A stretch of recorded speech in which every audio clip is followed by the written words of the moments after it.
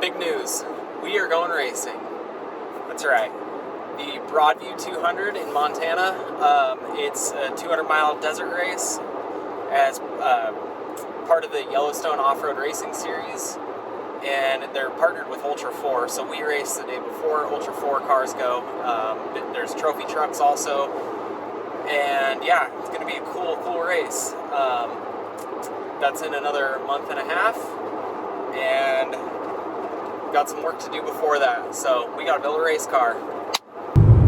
But before that, we gotta drive through some mountains.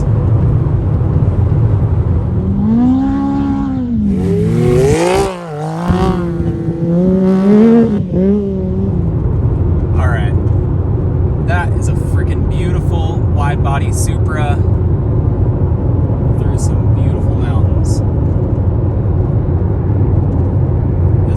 Day. And so the next morning. All right, so we made it to the shop. Little update on this thing. Or I guess I should say, Pops has been doing a ton of wiring on it. I'll show you that here. So we got big battery put in here, full throttle battery with the automotive style posts. And then he ran it up to this fuse panel. Which I don't want to take the cover off, but yeah, all individually wired, which I'll show you next what kind of some of that is for.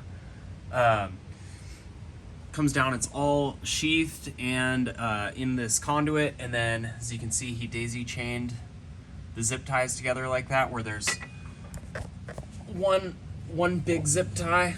Here, let me zoom out here. There's one big zip tie all the way around the whole loom, and then he zip tied in between each individual one, which holds the wires separated a little bit for the RFID to keep the interference at a minimum. He labeled each individual thing just to keep track of everything, like I said, or like I showed here.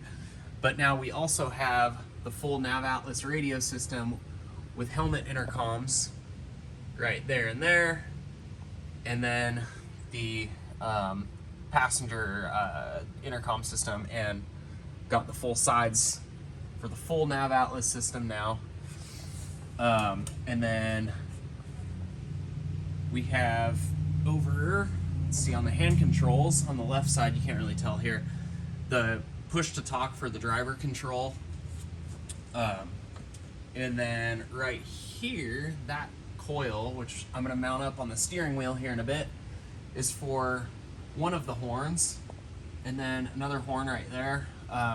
They're kind of cheesy, so we wanted to do dual horns just in case. But then we got chase bar, the GG Lighting chase bar up there, and I'll show a clip of how that works. There's a bunch of different modes. With blue in the middle, which was a requirement for the Yellowstone series, and then the flashing ambers, and then the reds, so should be good. It's all good for the rules and everything, and it is plenty bright, as you can see. And we also got the fire extinguisher mount on the exterior, and then I have a fire extinguisher in my door, and then we'll probably put another fire extinguisher here in this passenger side. I don't know if on the door or in the footwell or something like that. And then I need to get the door pins put in. I don't know if I'm going to do that today. But on the note of wiring, another thing we did, so we have these. He rewired the A-pillar lights, the Sasquatch lights, because they were having that flickering thing last year in the dunes from that video. It was super annoying. They're ran solid now into that system, into the fuse panel, all that stuff. They have solid power, so they're not going to flicker or anything like that like they did. And then he also wired and conduited wires that are going to go to power some bumper lights, which I'm going to get to today. And yeah, that chase light, lots and lots of wiring. And the best modification we have on this thing, Beavis and Butthead for myself and my passenger. And on the note of radios, we also got a secondary car-to-car radio, which we'll put in his RZR for the chase rig. And then we got 2 of these Nav Atlas handheld radios for backup, just to keep in motorhome or whatever chase vehicles we bring. And today I'm gonna try to get this done. We've got STR Baja bumper, which replaces the bulkhead, should be really solid for the front bumper. And then also shock tower brace. I know it's just super UT or super ATV, super junk, whatever. I'll take it. It was cheap. I got it used. It was like, I don't know, 75 bucks used or something like that. So I'm gonna throw that on. It's gonna be better than nothing, because there's a lot of other stuff I gotta do to this thing. So yeah, let's get to it. Get this race build going. Get her done. Okay, so this is me trying to figure out how to take the fascia off. I'd never done it before, and obviously I'm not very tall, being in the chair. So I can't see the some of the hidden push pins and all that stuff on the top. So trying to figure my way out around it, and wasn't sure if I needed to take the headlights out or not. Realized later I did not. And yeah, just trying to figure it out. Then my mom showed up to bring me lunch, and I put her to work with having her use her tall people powers to lift the fascia off, and I dropped the headlight. And yep, there it goes. So that cost me about 200 bucks, but yay. Fascia is off and ready for the shock tower brace. Well, got the valence off, and in doing so, which I didn't realize I didn't need to take the headlights off, this one's good, all dandy. And let's grab this one, shall we? Huh. That's not supposed to be like that. Damn it. So that sucks. Anyway, ended up dropping it on the ground, and the little focuser thing is now loose. I plugged it in, tested it, and still works, but real bummed. Bad deal. Those are real expensive headlights. So anyway, let's get this radiator moved. And before I move forward with the shock tower brace, I think I'm gonna put the bumper on, because I need to move the radiator, and the radiator mounts to the stock bulkhead, and the bulkhead's gonna go bye-bye. So I think now would be a good time to put that bumper on.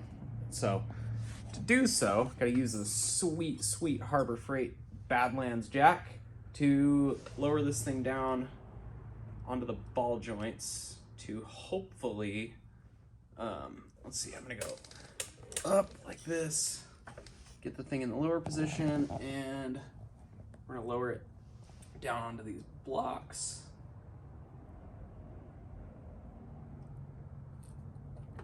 Woo. Just get a little bit of the pressure off the shocks, because you don't want it at full droop. To pull the shock tower bolts off, and then pull the suspension, the lower control arm. God, I can't talk today. Bolts off. You want to get basically all the pressure off the suspension, otherwise it's going to be a pain in the butt.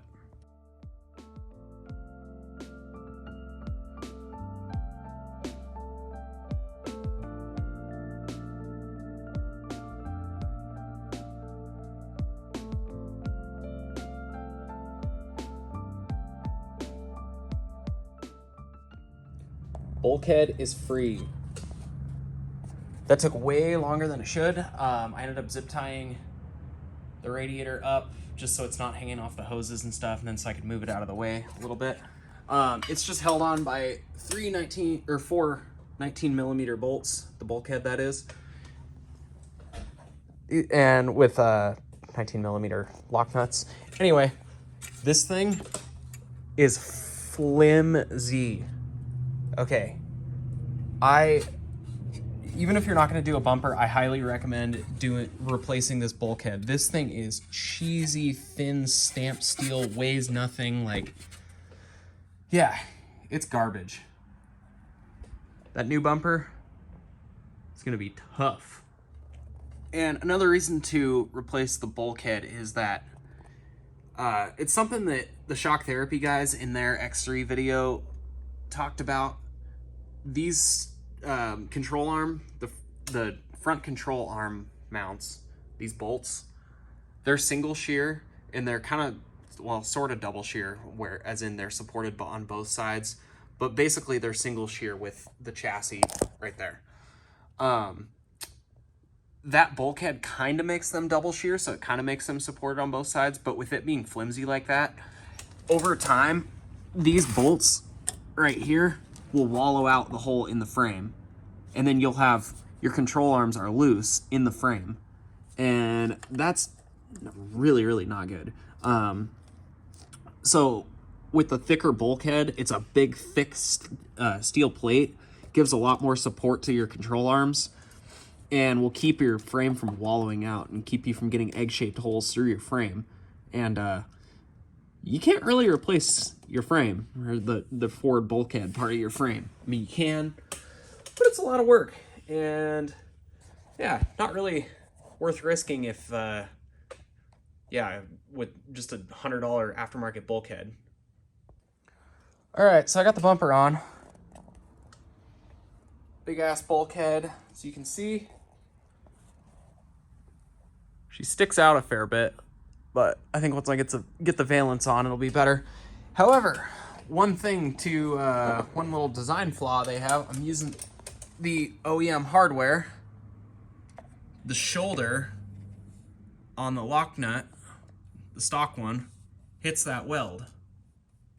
So I gotta grind that weld down a little bit, because I want to make sure and use the stock hardware and all that. So yeah, not ideal, but oh well. Just bust out the die grinder and grind off about, I don't know, 1/8 inch of the top of that weld. We'll be good.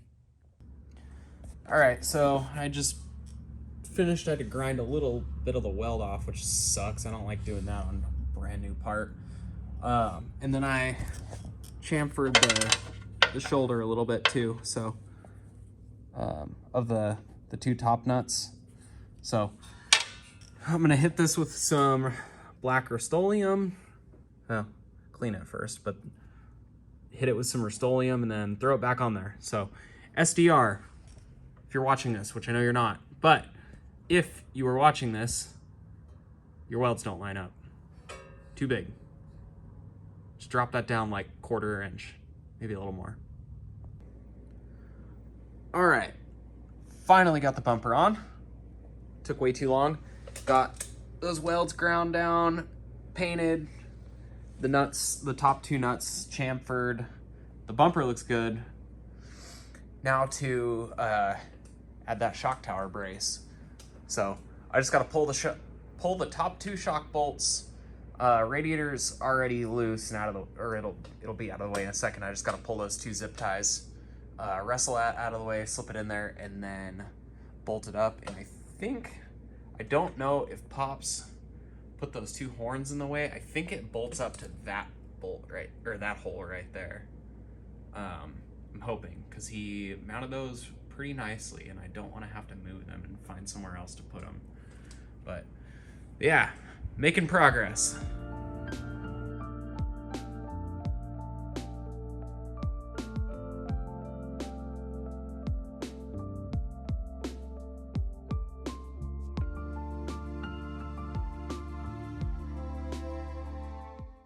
Many unbearable hours later. It's now dark out. Yeah, had to call in some help. Had to get Pops over here. Basically, we had to unbolt some stuff and get the shock tower brace in. It was kind of a pain, but yeah, we ended up being able to shove it down from the top because there's a hose here and then there's a hose on the other side. It looks pretty janky right now with the aluminum tape like that, but that hose is not happy, and same with the other side. It kind of, it's hitting the brace. So that's just a temporary fix to reduce the, reduce wearing on it until we can get some proper sheathing and ultimately the right hose on there, or the right fitting hose. I don't know if we need to shorten it or what, but yeah, so brace is on, bumper's on, solid. Just need to tighten the radiator up, and yeah, then throw the hood valance thing back on. Coming down the home stretch. Unfortunately, tough break on that. Looks like that's going to cost me a couple $100 from dropping the headlight. But I found a buddy who has one. He'll sell me. So bummed out on that. But yeah, let's get this thing buttoned up.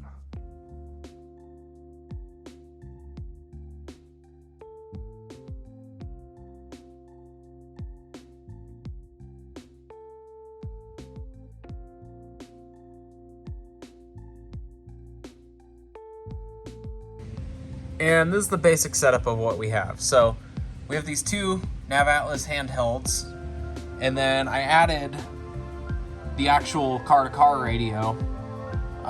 So we have then this guy. So check, check, check, check, check. Talks to the handheld. I got those two talking to each other along with talking to the car. However, I have the two headsets connected through these, and I can get the two headsets to talk to each other, but I can't hear anything regarding radio communications. I know I wired up the push to talk button, but yeah, that's supposed to, you're supposed to be able to push that and have it talk to base, i.e. talk to the handhelds. I have it on the right frequency and all that stuff, but it's not working, so I don't know. We'll figure it out, but yeah, it's a pain in the ass. But yeah, we still got a little bit to do. I'm gonna do shock springs if nothing else. I got a buddy who can get us a deal on shock therapy springs, so if nothing else, I'm gonna do springs. I'm gonna try to get internals done because it needs it. I really want to do the roll cage, but I don't think that's in the budget because that's $3,000 roughly. Yeah, let's turn this off. But yeah, so we got lights, got communications, got the horn. I want to do seats too, but those aren't quite in the budget. But we're legal for as far as harnesses go. These seats are solid enough. 75 years later. Alright, so it's about a week later. Holy crap, what a week and a crazy situation. So, I was planning on going to the Mint 400 and doing a video and all that stuff, but yeah, things didn't work out work-wise and getting time off and getting people to go and all that. So, I had a crazy opportunity to get a set of these tires. They are 33-inch Kenda mongrels on 15-inch KMC B-blocks. I can't remember what the rim model is, but they're KMCs.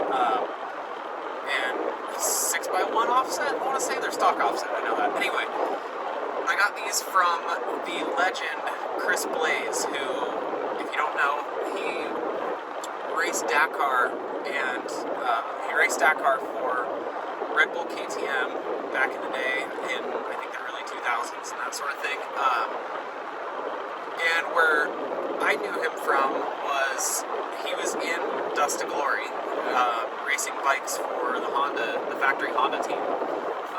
Anyway, legend of off-road racing. He was paralyzed, 10 years ago, 15 years ago, something like that. And now he races for factory Can-Am. Really cool dude. Him and his wife are awesome people. They have a race shop in Apple Valley, California.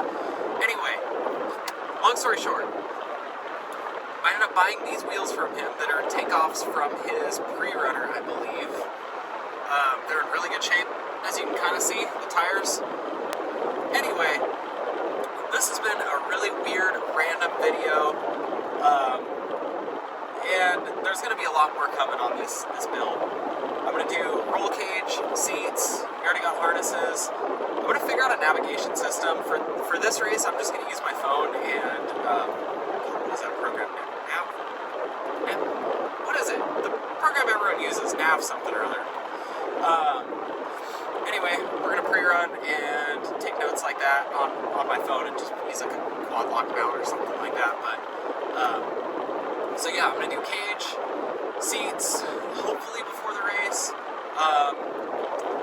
and I'm going to do, if nothing else, springs. This is going to do it for this video. I'm sorry it's been so damn rambly and just miscellaneous nonsense, but that's the first video of the build. Hopefully do some more stuff soon, and weather is getting better rapidly, although I'm just left a snowstorm, so I don't know, we'll see. But we're going to get more rallying footage and get a lot more cool stuff on the channel. A lot more cool stuff. Yeah, winter in the Northwest has been rough this year, and it's hard to get out and hard to do cool stuff, but yeah, thanks for watching, guys. Stay tuned.